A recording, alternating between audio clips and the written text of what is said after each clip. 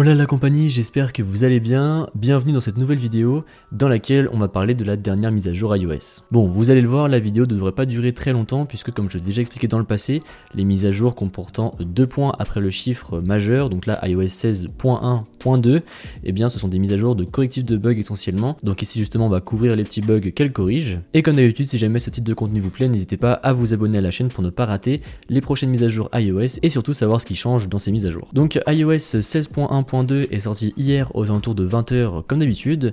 Elle fait environ 330-335 MO en fonction de votre appareil et elle pèsera bien évidemment plus si jamais vous n'aviez pas la dernière version d'iOS juste avant. Concernant la version exacte du logiciel, la voici, c'est la version 20B110. Bon, désormais si on s'intéresse aux correctifs de bugs, on va simplement en retrouver deux petits. Le premier concerne les opérateurs et surtout leur compatibilité avec votre iPhone. En effet, si jamais vous avez des problèmes de réseau avec votre iPhone, donc que ce soit par exemple que vous captiez mal, que vous ayez des coupures pendant les appels, que des fois vous ayez le logo 5G, 4G d'affiché mais qu'en réalité vous ne captez rien, et bien normalement cette mise à jour devrait corriger cela et vous devriez tout simplement mieux capter. Et l'autre bug concerne la détection d'accidents. Donc vous le savez, avec les iPhone 14 et 14 Pro, une nouvelle fonctionnalité a fait son apparition, la détection d'accidents.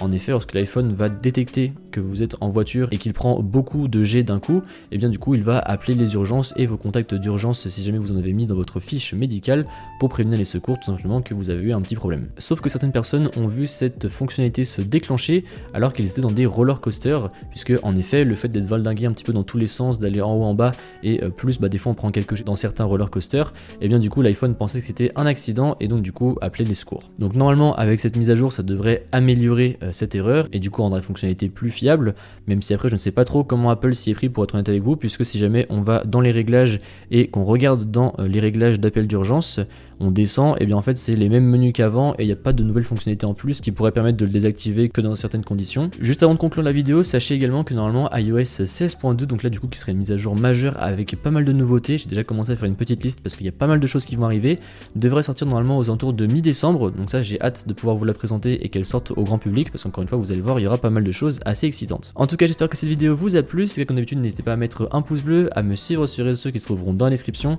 et à vous abonner. Allez, salut!